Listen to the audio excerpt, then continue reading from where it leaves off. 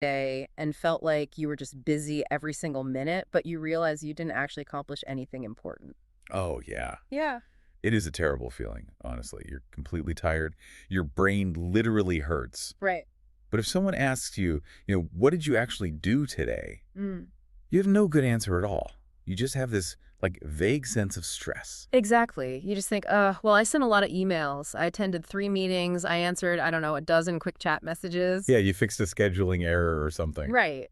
But that big project, that really important goal you promised yourself you would focus on, you didn't even start it. You just, you basically just survived the noise. Yeah, surviving the noise is a good way to put it. So welcome to the deep dive. Today, our mission is exploring exactly why this exhausting cycle happens to you, and more importantly, how you can break it. And to understand this, we're looking at the ideas of Cal Newport. He wrote a book a few years ago called Deep Work. Yeah, and Cal Newport is just a fascinating guy. I mean, he's a computer science professor at Georgetown University. He writes these extremely complex academic papers. He writes best-selling books. He manages a family. But here's the crazy part. He completely avoids social media. Completely. Like, he does not use it at all. He never has.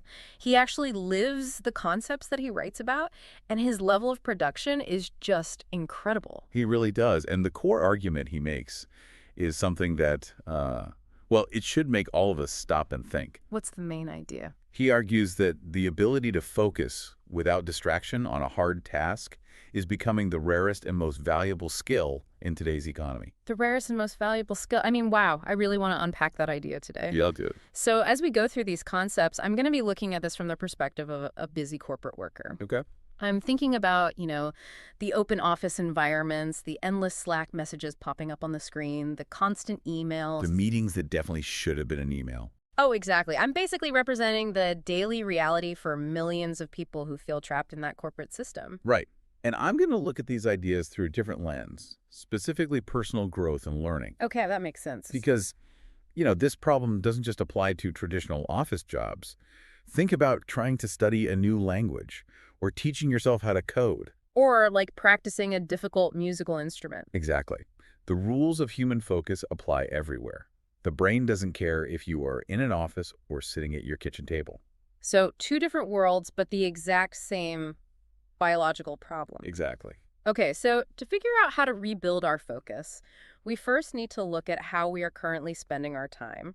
Newport calls this the Great Deception. The Great Deception. Yeah, we think we are working, but we are actually doing something very different. He divides all our tasks into 2 completely different categories, which are deep work and shallow work. Let's define deep work first because, well, this is the goal, right? Mm. Deep work means working without any distractions on cognitively difficult tasks. Cognitively difficult. What does that mean in practical everyday terms? It basically means it makes your brain sweat. It's hard mental effort. You are pushing your current mental abilities to their absolute limit. Oh, I see. So writing a complex financial report from scratch, that is deep work. Developing a new software architecture is deep work. What about for personal growth? Well, trying to understand and memorize the complex grammar rules of a foreign language, Yeah. that is absolutely deep work. Got it. When you do this kind of work, you produce rare value. You are creating something new, or you are improving your own skills in a really permanent way. So that is the ideal state. But then there's the other category, shallow work. Right, the trap. And this is where my corporate perspective really comes into play because shallow work is almost everything else we do. Oh, absolutely. It's checking emails every 10 minutes. It's replying to quick chat messages from colleagues. It's sitting in those weekly status meetings where you don't really need to be there. But you attend just to be polite. Exactly. It's filling out administrative forms and updating spreadsheets. Basically, it is the logistical work that keeps the lights on, but it does not require deep thinking. Not at all. I mean, you can easily do shallow work while listening to a podcast or talking to a friend. A high school student could probably be trained to do a lot of your shallow work. And here is a terrifying statistic that Newport points out from the sources. The average office worker spends over 60% of their entire day on communication and admin tasks. Over 60%. 60%. That leaves less than 3 hours a day for real, actual work. Let's just visualize that for a second. If you have a standard 8-hour workday, you are spending 5 of those hours just talking about work. Wow. Or organizing work, sending messages about work. You are spending more time managing the work than actually doing the work. But I have to push back here because this is where the theory hits the reality of modern life. Okay, go for it. As a regular worker in a standard company, I feel like the modern corporate world actually demands and rewards shallow work. Like, it's not an accident that we work this way. Tell me more about what you experience in that environment. Well, think about what bosses actually notice and praise, right? Mm. Bosses reward fast replies. Yeah, they do. If my manager sends an email and I reply in 2 minutes, my boss thinks, wow, they are really on top of things. They are highly engaged. Right, it looks good. If I am visible in meetings, speaking up, nodding my head, people think I am a dedicated employee. Shallow work produces a massive amount of visible noise. And noise looks like productivity. Exactly. In the corporate world, noise looks exactly like productivity. So how can a regular worker possibly escape this? That's tough. If I ignore my boss's messages for 3 hours to do, like, deep work on a project, I might literally get fired for being unresponsive. That is a very real, very painful challenge. You were describing a culture of constant connectivity. Yeah. And you were right. The world absolutely rewards looking busy in the short term. However, looking busy does not actually build your career in the long term. What do you mean? Well, being the fastest person to reply to an email will not get you a major promotion. It will not help you invent a new product or master a language. That's true. Newport addresses this exact tension with a really brilliant observation. He says, who you are, what you think, feel, and do, what you love is the sum of what you focus on. I really want the listener to hear that again. Who you are, what you think, feel, and do, what you love is the sum of what you focus on. Yes. So if you focus your entire day, every single day, on shallow emails and quick, stressful chat messages, your brain physically becomes trained for shallow, stressful thinking. Your identity becomes tied to these tiny, unimportant tasks. Oh, wow. That's bleak. It is. Shallow work steals your time, but more importantly, it steals your energy. If you spend your whole evening replying to work emails on your phone while watching television, you have zero mental energy left to study that new language you promised yourself you would learn. It creates an illusion of progress while actually stealing our potential. Exactly. But Newport offers a very realistic compromise here. He does not say you have to ignore all your emails and make your boss angry. Good, because I need my job. Right. He doesn't say you should get fired. He says that protecting just 1 to 2 hours of deep work a day can change your entire life. Just 1 or 2 hours, because when I first heard about deep work, I pictured hiding in a cabin in the woods for a month. A lot of people do. But 1 or 2 hours sounds surprisingly doable. It is entirely doable. You still have 6 hours left in your workday for the emails, the quick chats, and the meetings. You can still be highly responsive. Exactly. But if you can fiercely protect just 1 single hour where nobody can interrupt you, and you focus only on the hardest, most important task, you will produce more long-term value in that 1 hour than most of your colleagues produce all week. Which brings us to a really important question for you, the listener. Think deeply about your average day. How many hours a day do you really work deeply? Realistically. Yeah, not busy work, not managing emails, not reading articles about work. True, uninterrupted, brain-sweating focus. If you're totally honest with yourself, the number might be shockingly low. It might even be 0. For a lot of knowledge workers, it is absolutely 0. And that leads us to the next big question. Right. If deep work is so powerful and we only actually need 1 or 2 hours of it to see massive results, why can't we just sit down and do it? Why can't I just say, okay, from 10:00 a.m. to 11 a.m., I will focus on this spreadsheet? Why does it feel like torture? Yeah, why? Because it's not just a matter of choice. It's not simply about wanting to do it or having good intentions. It is about biology. Biology. Yes, our constant daily distraction has physically changed the way our brains operate. We need to stop thinking about attention as a switch we can just turn on and off. Okay. Attention is a muscle. Attention is a muscle. So if you do not exercise it, it gets weak.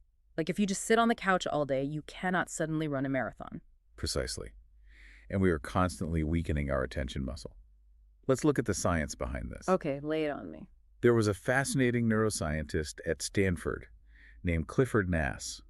He studied people who consider themselves excellent multitaskers. Oh, the people who proudly put excellent at multitasking on their job resumes? Exactly those people. I see that on resumes all the time. People brag about their ability to juggle 5 things at once. Well, Nass brought these heavy multitaskers into his laboratory and ran them through a series of cognitive tests. And the results were completely shocking. What happened? Heavy multitaskers were terrible at everything. Wait, really? Even at multitasking? Yes. Nass found that the human brain cannot actually multitask. It cannot do two complex things at the exact same time. So what are we doing when we think we're multitasking? What we call multitasking is actually task switching.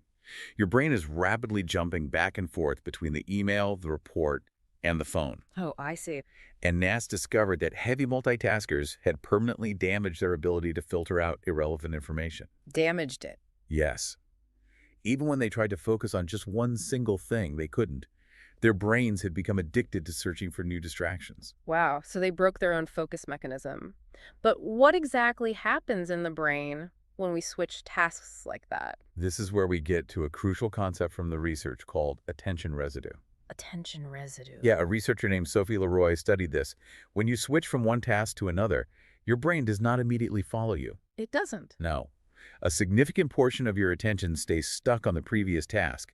You leave a residue of your attention behind. Okay, I need to understand this mechanism better. How does attention residue actually feel in real life? Let's create a scenario. Imagine you are doing some deep work. You are writing a complex strategy document. You're highly focused. Okay, I'm with you. Then, out of habit, you quickly check your email.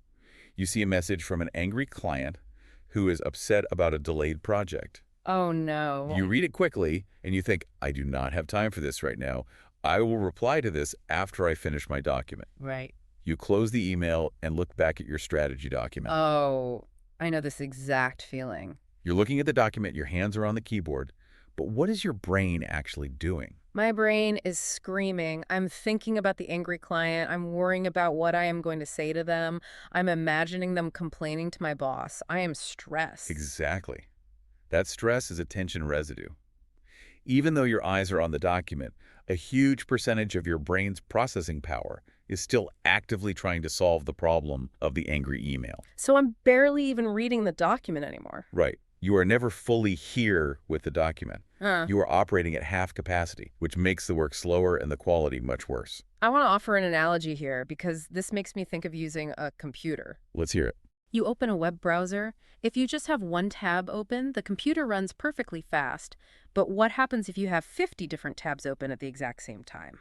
The memory gets completely used up. The computer slows down to a crawl. Right. The cooling fan starts making a loud noise. Eventually, the whole system freezes. Yes. Every time you check a chat message, read a news headline, or quickly look at your phone, you are opening a new tab in your brain. And even if you quickly go back to your main work tab, all those other tabs are still running in the background. They are eating up your mental memory. That is the perfect way to understand attention residue. And the biggest, most dangerous source of these open tabs is sitting right in our pockets. This smartphone. Checking your phone in the middle of a hard task trains your brain for distraction. Newport is incredibly aggressive about this point. He argues that social media and smartphones are not just simple, harmless distractions. Well, not at all. They are engineered machines designed to entirely fragment your attention. They literally rewire the neural pathways in your brain. Really? Like physically? Yes. Every single time you scroll down a feed and see a new picture, a funny video, or an interesting comment, your brain releases a tiny hit of dopamine. And dopamine feels good. Exactly. Yeah. Dopamine is a chemical that makes you feel good and encourages you to repeat a behavior. So your brain learns a very dangerous lesson. Which is? If I change my focus very quickly, I get a chemical reward. Oh, I see. So when you finally sit down to do something difficult, like read a dense textbook or memorize vocabulary for a new language, your brain gets angry. Right. It says, why are we looking at the same page for 10 minutes? Where is my dopamine? Where is the fast switching? This is boring. Precisely. You have chemically trained your brain to hate deep, sustained focus. Okay, time for some pushback again because the modern corporate worker in me is screaming right now. Let's hear it. Newport famously has this extreme rule where he advocates for zero social media. But we live in 2026. Social media is not just silly cat videos anymore. It is a fundamental tool for existence. It's how independent workers network. It's how graphic designers find new clients. It's how small businesses advertise to survive. I totally get that. Total avoidance of social media seems like an incredibly arrogant privilege for a tenured university professor who never has to market himself to get a paycheck. That is absolutely the most common and valid criticism of his work. Telling a freelance artist to delete Instagram is like telling them to close their store. Right. But Newport actually provides a very useful counterargument to this. He doesn't say all technology is evil. Instead, he offers a strict filter. A filter. Yes. Before you adopt any tool, you must ask one very harsh analytical question. Which is, does this tool give me more than it takes? Does this tool give me more than it takes? That is an interesting way to frame it. Yes. It is the mindset of a craftsman choosing a tool for a job. Most people never stop to ask this question. They just download the app because everyone else has it. Let's look at your example of a language learner. A student might say, I use social media because I follow excellent English teachers, and I watch short educational videos to improve my pronunciation. That sounds like a perfectly legitimate use of the tool. It can be, but you have to be brutally honest with yourself about the math. Does it give more than it takes? How do you figure that out? If you spend 10 minutes watching a great English grammar video, but then the algorithm pulls you in, and you spend the next 50 minutes scrolling through celebrity gossip and political arguments, Oh, I've done that. then the tool is taking vastly more of your attention and time than it is giving you in education. The cost is too high. Ah, I see. So the fundamental issue isn't the technology itself, but our lack of intention. The tool is controlling our behavior. We are not controlling the tool. Exactly. Social media can absolutely be useful for language learning or business networking, but it must be strictly, ruthlessly controlled. Because otherwise it fragments the attention muscle. Right, and it ruins your ability to do deep work later in the day. So how do we actually heal this muscle? If we have already damaged our attention span with years of smartphones and fast switching, how do we fix it? Newport highlights one specific rule that is probably his most famous, and definitely his most uncomfortable. Okay, I'm ready. He says we must embrace boredom. Embrace boredom. Hug it, accept it, run toward it. Yes. Let's analyze human behavior for a moment. Think about what you do when you are waiting in line at the grocery store. Okay. Or waiting for an elevator to arrive, or sitting on a bus for 5 minutes. What is the very first physical action you take? I reach into my pocket, pull out my phone, and look at the screen. Like, I do it automatically. I don't even make a conscious decision to do it. My hand just moves. We all do. Modern humans can no longer tolerate even 10 seconds of boredom. It's sad but true. The moment our brain is not actively stimulated, we panic and reach for a screen.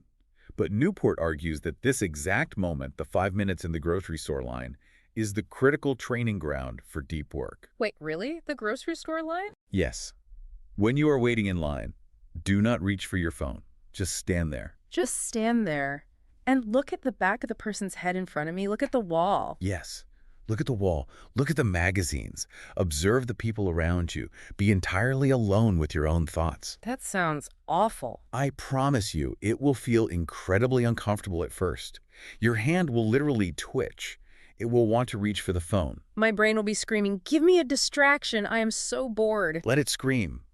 By not giving in to that craving, you are doing a literal push-up for your attention muscle. A push-up for your brain. You are teaching your neural pathways that it is perfectly fine and safe not to have constant high-speed stimulation. Boredom is not the enemy. Then what is it? Boredom is the required preparation for deep focus. This is a profound concept for the listener to consider. Ask yourself right now, when was the last time you were truly bored without a device in your hand? Yeah, when was the last time you just sat on a park bench and thought about nothing in particular, without a screen in front of your face and without a podcast playing in your ear? If you cannot remember the last time you did that, your attention muscle is probably extremely weak. You have lost the ability to sit with your own thoughts. This brings us to a critical realization. We know we're doing too much shallow work.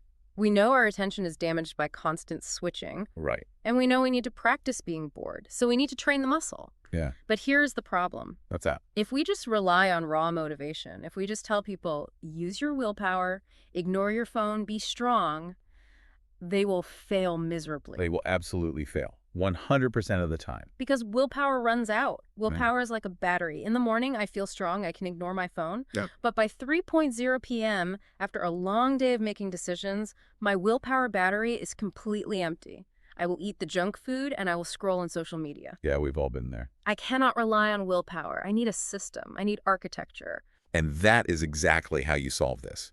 You must replace willpower with architecture. You need strict rituals and rules. Let's explain this idea of architecture. What does that mean in the context of a workday? Well, the professionals who consistently produce amazing deep work do not wake up in the morning and say, I hope I have the willpower to focus today. They don't. No, they don't use willpower at all. They use structure. They make the decision of when and where to work far in advance. So they routinize the when and the where. Exactly. If you decide on Sunday night that you will do deep work every Tuesday and Thursday at 8 a.m. at the library, Right. then when Tuesday morning arrives, you don't have to debate with yourself. You don't have to decide if you feel like working. The decision was already made days ago. You just execute the plan. Exactly. It requires zero willpower. Newport outlines 3 different philosophies of deep work. These are 3 different ways to build this architecture into your actual life. The first one is called the monastic philosophy. Monastic, originating from the word monk, like someone living in a secluded monastery. Yes, the monastic philosophy is about total extreme isolation. You entirely cut yourself off from the normal distracting world to focus purely on your work. The classic example of this is a man named Donald Knuth. Who is Donald Knuth and why is he important here? He is a legendary computer scientist. He writes incredibly complex foundational algorithms. Like the deep mathematical building blocks of computer programming. Exactly. To do this kind of work, he requires massive, continuous amounts of deep, uninterrupted thought. He cannot have a fragmented mind. Right. So his rule is simple but extreme. He refuses to have an email address. Wait, a computer scientist in the modern era with no email address at all? None. He does not use email. If you want to contact him, you have to write him a physical letter on a piece of paper, put a stamp on it, and send it through the traditional postal service. You're joking. No, and his assistant collects them, and maybe he reads them once every few months. That is an amazing story, and it is completely, utterly impossible for 99% of us. Oh, totally. If I walk into my office tomorrow and tell my corporate boss, I am adopting the monastic philosophy to do better work, so I have deleted my email account. Please send me a letter through the post office if you need me. I will be fired before lunch. You are absolutely right.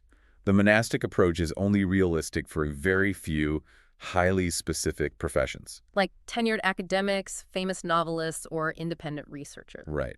For the rest of us, we need a different architecture. That brings us to the second philosophy, the bimodal approach. Bimodal, meaning 2 distinct modes of operating. Correct. This philosophy means dividing your time clearly into 2 different modes. You take a few full days and go completely offline for deep work. Like disappearing completely. Sort of. For example, maybe every Monday and Tuesday you hide. You work from home or a library. No email, no chat messages, no meetings. You just do deep work. Oh, hey, I like the sound of that. Then Wednesday, Thursday, and Friday, you return to normal corporate life. You answer all the emails, you take the meetings, you do all the shallow work. See, this is certainly better than the monastic approach, but it is still incredibly tough for a standard corporate job. It is. It works beautifully if you are a freelance writer or maybe a high-level independent consultant who controls their own schedule. But for the average employee in a large company, disappearing completely for 2 full days every week is just not allowed. Very true. Which brings us to the third philosophy, the rhythmic philosophy. Okay, what's this one? The rhythmic philosophy is the most practical. It is about creating a daily, unbreakable rhythm. You carve out a fixed block of time at the exact same time every single day. Okay. This feels like the only truly realistic one for an office worker or for a student trying to learn a language. It is. It could be from 7:00 a.m. to 8:30 a.m. every single morning. Okay. During that 90-minute block, you do absolutely nothing but deep work. You study your complex language vocabulary, or you write the hardest part of your report. Because it happens every day at the exact same time, it becomes a physical and mental rhythm. A habit. Your brain learns to expect it. But I have to push back again. Life is messy. The corporate world is chaotic and unpredictable. Tell me. Let's say I set up my beautiful rhythmic block from 8:00 a.m. to 10:30 a.m. But on Wednesday at 8:15 a.m., a very important client calls with a massive emergency. That happens. I have to answer it. My rhythm is ruined. The system fails, and I feel like I accomplished nothing. It definitely feels like a failure in that moment, but the architecture does not have to be completely immune to reality to be effective. How so? Here is the secret to the rhythmic philosophy. Even protecting just 45 minutes in the early morning before you open your email inbox creates a profoundly powerful ritual. Before opening the inbox, that is the critical detail, isn't it? Yes, because you have to understand the psychology of an inbox. Oh, I understand it intimately. The moment you open your email, you are instantly letting other people's priorities invade your brain. Yeah. You are inviting attention residue before you have even started working. Wow, that's so true. If you wake up, get a cup of coffee, and spend just 45 minutes deeply studying English grammar or writing code before you ever look at your phone or your email, you have already won the day. You secured your deep work. Exactly. Even if the rest of the day becomes chaotic and full of emergencies, you made real, permanent progress. So the goal isn't necessarily a perfect, unbreakable schedule. The goal is to build a protected island of time, no matter how small, that happens regularly before the world can interrupt you. Exactly. And while the start of the day is incredibly important for setting the rhythm, the end of the day is actually just as critical for maintaining it. Oh, right. Newport highlights a very specific, almost bizarre practice he uses to end his workday. He calls it the shutdown ritual. I have to be completely honest with you. When I first read about this shutdown ritual, it sounded a bit strange. It actually sounded kind of silly. Walk me through what he actually does. Well, at the very end of his workday, he stops, he reviews all of his tasks, he looks at his calendar, he makes a written plan for what he will do tomorrow. He closes his computer, and then he says out loud, he literally speaks these words into the empty air in his office: shutdown complete. It does sound a bit like a robot powering down in a science fiction movie. Right. Shutdown complete. Why on earth would a grown man say a phrase like that out loud to himself? It sounds silly, but the psychology behind it is actually brilliant. We need to talk about something called the Zeigarnik effect. The Zeigarnik effect, what is that? It is a psychological principle discovered by a Russian psychologist named Luma Zeigarnik. Okay. She noticed that the human brain remembers uncompleted or interrupted tasks vastly better than completed tasks. Really? Yes, if a task is unfinished, your brain keeps it active in your working memory. It refuses to let it go. Oh, this explains so much. Think about how often you leave work, commute home, sit down to eat dinner with your family, and suddenly, right in the middle of a conversation, you think, oh no, did I ever send that email to Sarah? Yeah, or how am I going to fix that broken spreadsheet tomorrow? That happens to everyone. That is the Zeigarnik effect in action. That is your brain trying to protect you. It doesn't want you to forget important things, so it keeps processing work problems in the background. It keeps those browser tabs open while you're trying to eat dinner. Exactly. But doing this completely destroys your personal life. It destroys your ability to relax, recover, and be present with your family. So how does saying a silly phrase out loud solve a psychological phenomenon like the Zeigarnik effect? By taking 10 minutes to review everything, writing down a concrete plan for tomorrow, and then saying a specific physical phrase out loud, you are sending a clear biological signal to your anxious brain. You are closing the open loops. You are telling your brain the work is safe, it is written down on paper, we have a clear plan for how to handle it tomorrow. You do not need to keep this in active memory. You can stop worrying now. You are creating a psychological boundary. Exactly. It is a strict, definitive boundary between work mode and life mode. So if you start to worry about a work task at 8 over p.m. while watching a movie, you can consciously tell yourself, no, I said the shutdown phrase. I know I completed the ritual. That means I already have a plan for it tomorrow. I do not need to think about it right now. I can clearly see how that would protect your personal life. It allows you to actually be present. And if you are trying to learn something new in the evening, like practicing a language, you need a clear mind. You cannot learn Spanish grammar if your brain is secretly stressing about tomorrow's marketing meeting. It gives your brain the explicit permission to rest. And high-quality rest is absolutely essential for deep work. You cannot focus deeply the next morning if your brain was secretly running on a treadmill of worry all night long. Okay, so we have discussed the philosophies. We understand the architecture. Now let's move from the theory to the practice. The actual tools. Yes, we need to look at the toolkit. These are the specific practical applications Newport suggests to make deep work actually happen every single day. What is the very first tool in his toolkit? The first one is called time blocking. I have personally tried this one, and I will admit it is intense. How does it work? The core concept is that every single minute of your workday is planned out in advance. Every block of time in your calendar has a specific task assigned to it. So there are absolutely no blank spaces on the calendar, no free time to just figure things out. Zero blank spaces. No empty work slots at all. That sounds rigid. Let me explain why this is necessary by describing how I used to work. I would arrive at the office. I would have a piece of paper with a to-do list of 10 different items. A standard to-do list, yeah. I would look at the clock at 10 a.m., look at the list and think, what do I feel like doing right now? Do I want to write the report or do I want to organize my files? And usually, because human nature is lazy, you pick the easiest thing. Or worse, I just decided to check my email again to see if a new problem had arrived. You did that because deciding what to do actually takes a lot of cognitive energy. Making decisions is exhausting. Exactly. I was wasting energy just trying to choose my work. With time blocking, you eliminate the choice. You make all the decisions the night before or first thing in the morning. Right. You look at your 8-hour day and you map it out physically. You write down 9.00 to 10.00 is writing the first draft of the report. 10.00 to 10.30 is processing emails. 10.30 to 11.30 is the team strategy meeting. 11.30 to 12.00 is researching new data. So you know exactly what you're supposed to be doing at exactly 10.00. Right. And when 10.000 a.m. arrives, you do not think, you do not debate, you do not ask yourself how you feel. You just look at the calendar block and you execute the task. But what happens when reality hits? What if a task takes much longer than you originally planned? Yeah, that's a common issue. What if writing the report takes 2 hours instead of the 1 hour you scheduled? Does the whole system collapse? Newport addresses this directly. He says it happens all the time. When it does, you simply adjust the blocks. You just change it. Yeah, you cross out the old plan with a pen and draw a new one for the rest of the day. The point of time blocking isn't to perfectly magically predict the future. The point is to always work with intention. Ah, I see. You are never just wandering mindlessly around your workday, wondering what to do next, letting your inbox dictate your actions.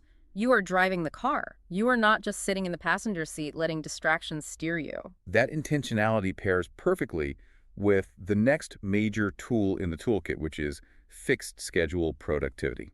Explain how fixed schedule productivity works. Fixed schedule productivity means you set a hard, unbreakable, non-negotiable deadline for the end of your workday, and then you work backwards from that time to fit your tasks in. So if I decide my day ends at 5:00 p.m., it means I stop working at 5:00 p.m. no matter what is happening. Exactly. Newport famously says he finishes his workday by 5:30 p.m. every single day. Every day. Every single day. Now, as a university professor, he has endless work. He could easily work until midnight every night if he wanted to. Oh, I'm sure. There are always more papers to grade, more research to read, more books to write. But he sets a strict artificial boundary. I can instantly see how a deadline like that creates massive focus. We have to talk about Parkinson's law here. Parkinson's law. Yeah, Parkinson's law states that work expands to fill the time available for its completion. Oh, yes. If you give yourself all week to write a simple report, it will take you all week. You will agonize over it. Yes, and if you give yourself 2 hours, you will get it done in 2 hours. Exactly. In a corporate job, if you know you absolutely must leave the office at exactly 5:00 p.m. to catch a specific train or to pick up your child from school, suddenly a miracle happens. You become efficient. You don't care about the meaningless office gossip. You don't have time to browse the internet for shoes. You don't take a relaxed hour-long coffee break. You become incredibly, ruthlessly efficient. The strict boundary forces your brain to prioritize. If you have 10 things on your to-do list, but you know you only have time to complete 5 before the 5:00 p.m. deadline, you will automatically choose the 5 most important things. You will drop the shallow work. You will suddenly learn how to say no to projects that don't matter. It is entirely about boundary setting. We logically think that having endless, unlimited time makes us more productive. But endless time just makes us lazy and highly distracted. Scarcity creates focus. When time is scarce, focus is exceptionally high. Okay, what is the next tool? Because this one sounds like a contradiction. Productive meditation. Productive meditation. It really does sound like 2 words that don't belong together. Usually when we think of the word meditation, we think of clearing the mind entirely. Right. We think of sitting quietly, trying to think about absolutely nothing, focusing only on the breath, and letting thoughts pass by like, for example, when you are taking a long walk or taking a shower or driving your car to the grocery store, let's think about a walk. Usually, what do we do when we go for a walk? We immediately put in our headphones, we listen to a podcast or put on a music playlist, or we call a friend on the phone. We cannot endure the silence. Right. We flood our brain with external input. With productive meditation, you take that walk in total silence. Total silence. No headphones, no podcast, no music. You choose one specific professional or learning problem, and you hold it in your conscious mind for the entire walk. Just one single problem. Yes. If you are a computer programmer, maybe the problem is a complex bug in your code that you can't figure out. If you are a writer, maybe it is the introduction to your next difficult article. As you walk, you think only about that specific problem. That sounds hard to maintain. It is, because human nature guarantees that your mind will eventually wander. You will suddenly start thinking about what you're going to eat for dinner or an argument you had yesterday. And what do you do when that happens? When you notice your mind has wandered, you gently but firmly pull your attention back to the primary problem. Just like in regular meditation. Exactly, where you pull your focus back to your breath. Here, you pull your focus back to the professional problem. It is like doing a bicep curl for your brain. I can see how incredibly useful this would be for personal growth, specifically for something like language learning. Think about it. Oh, absolutely. You are taking a 30-minute walk through the park. Instead of listening to pop music, you choose a problem. How do I conjugate irregular verbs in the past tense in Spanish? Yes. For the entire 30-minute walk, you mentally practice. You create full sentences in your head. You test yourself. When you get distracted by a dog in the park, you pull your mind back to the Spanish verbs. You are building the attention muscle while simultaneously walking. You are training your brain to hold a difficult, uncomfortable thought for a long period of time without dropping it to look for an easier distraction. It sounds incredibly hard and frustrating at first, but it's a profoundly powerful cognitive tool. The final tool in the toolkit is a larger system called the 4DX framework. 4DX. This actually comes from another famous business book called The 4 Disciplines of Execution, and Newport heavily applies it to the concept of deep work. We need to explore these 4 disciplines carefully because they offer a complete operating system for getting things done. Let's start with Discipline 1. Focus on the wildly important. The wildly important. Notice the phrasing there. Not the 50 things that are kind of important, not the 10 things that would be nice to have, the 1 or 2 specific goals that will completely change the trajectory of your career or your life. Right. The principle here is simple. If you try to focus on everything, you ultimately focus on nothing. You spread your energy so thin that you make zero progress. Okay, Discipline 2 is where it gets really interesting. Act on lead measures. We really need to explain this clearly for the listener. The difference between a lead measure and a lag measure. Understanding this difference changes how you view success. Let's define a lag measure first. Okay, a lag measure is the final result. It is the ultimate thing you are trying to achieve. Like what? For example, getting a high score on an advanced English proficiency exam, or a company hitting $1 million in sales, or an author finishing a 300-page book. It is called a lag measure because by the time you are able to measure it, the time to influence it has already passed. It lags behind reality. Exactly. Think about trying to lose weight. You step on the bathroom scale and you see your weight. You cannot change that number in that exact moment. The number is the result of what you did over the last month. Right. You cannot directly control a lag measure. It is deeply frustrating to stare at a lag measure. But a lead measure is completely different. What's a lead measure? A lead measure is the specific action you take today that will eventually lead to the goal. You have 100% total control over a lead measure. Give me a concrete example comparing the two. Well, if your lag measure, your final goal is getting a perfect score on that English test, you can't control the test today. But your lead measure is how many hours I spend doing deep work on grammar practice today. Ah, I get it. If your lag measure is losing weight, your lead measure is how many calories I ate today. You measure your daily behavior, not the final result. So Newport is saying, if you want to write a novel, do not just stare at a blank page and say, I want to write a great book. That is a lag measure. Exactly. Instead, you say, I will track exactly how many hours I spend in a state of deep work writing this week. Tracking the hours of focus is the lead measure. If you hit the lead measure, the lag measure takes care of itself. Yes.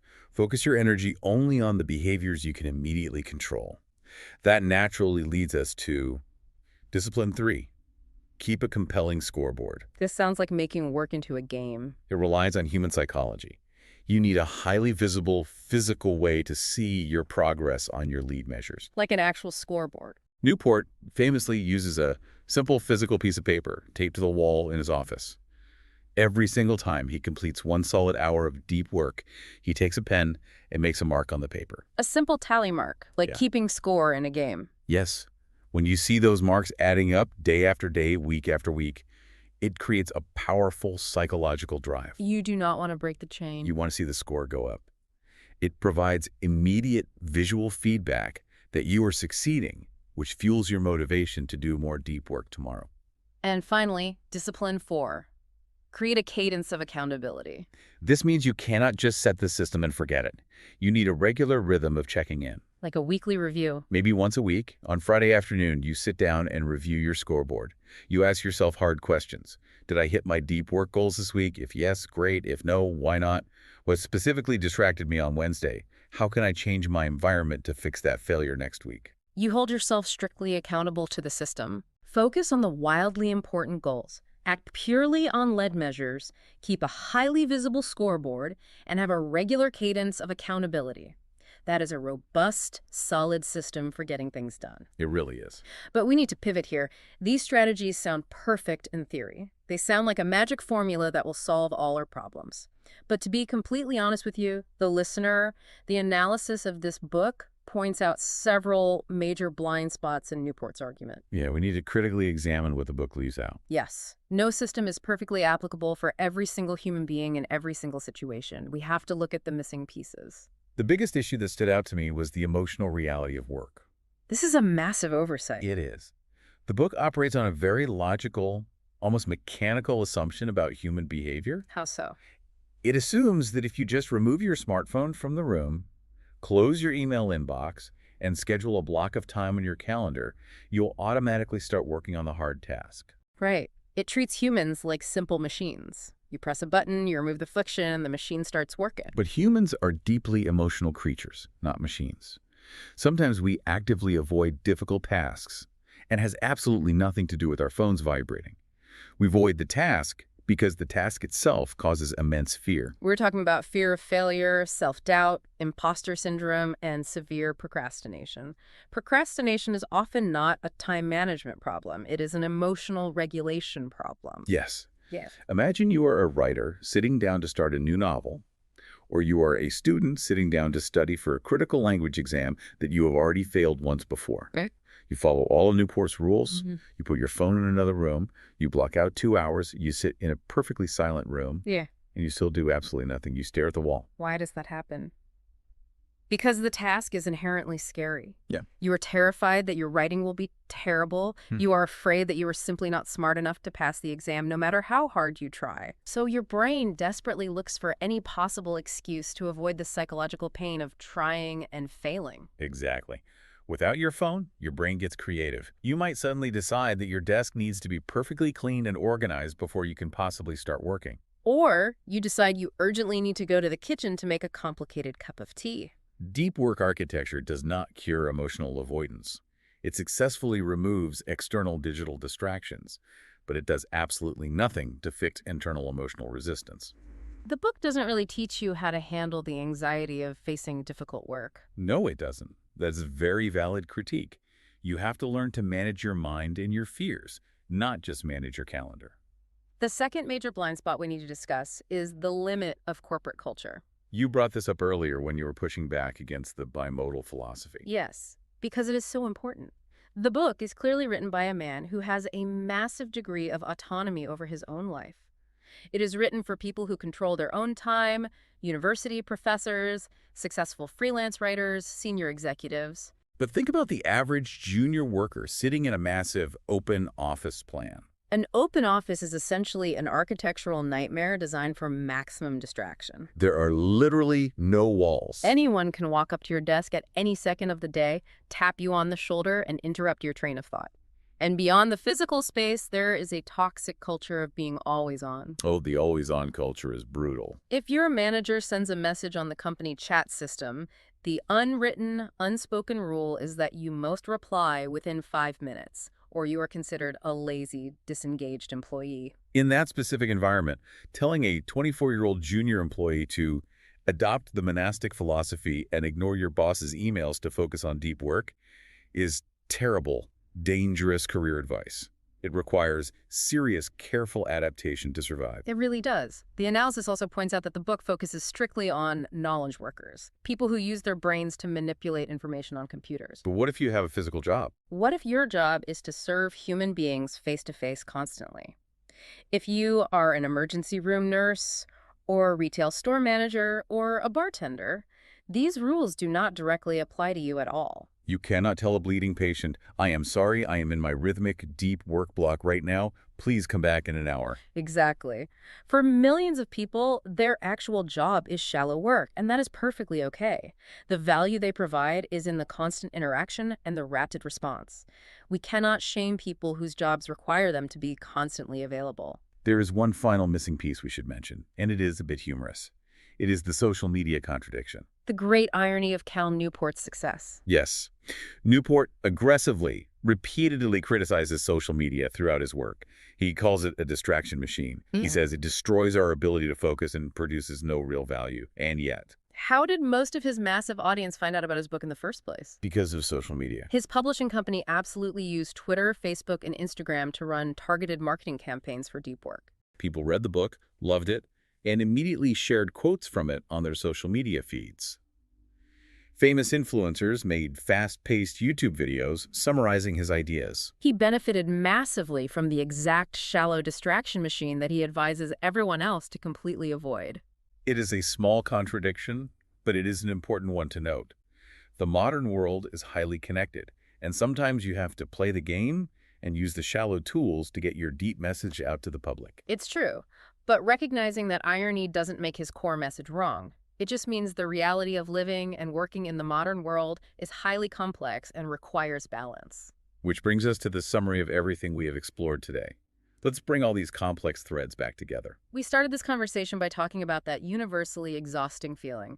The feeling of being incredibly busy all day, running around, answering messages, but reaching the evening and realizing you accomplished absolutely nothing of substance. And the core lesson to take away from Newport's work is that being busy is just a cheap imitation of being productive.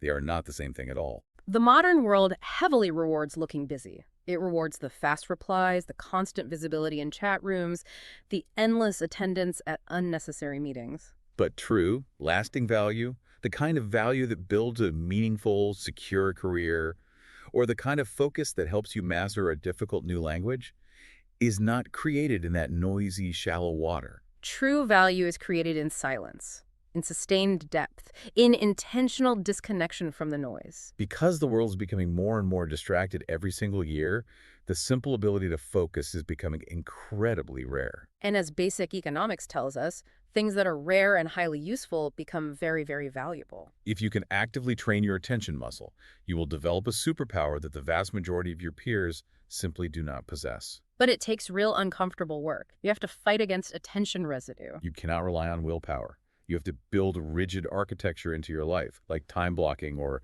a daily shutdown ritual. You have to learn to embrace the physical discomfort of boredom instead of constantly running away from it into the arms of your smartphone. I want to leave the listener with a final, slightly provocative thought to reflect on. It builds on what we discussed earlier about waiting in line and automatically checking your phone. Let's hear it.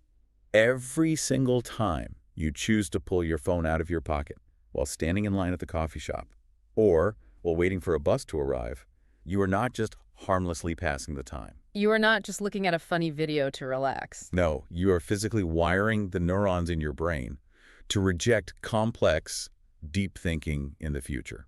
That is a truly chilling thought. You are altering your own biology. It's true.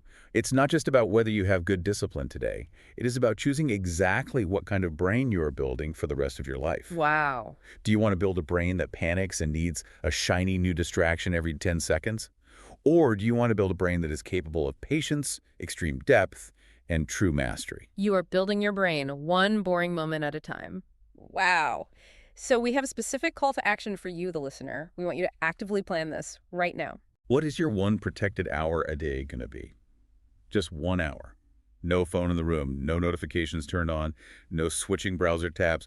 Just one single hour of deep, difficult, valuable work. When will it be? Will it be at 7 a.m. before the rest of the house wakes up? Will you hide in your car during your lunch break? Will it be at 8 p.m. after the kids are asleep? You need to pick the exact hour, and you need to protect it aggressively. Because if you do not actively decide when that hour is, the world will decide for you. And the world will happily fill that hour with meaningless, shallow noise.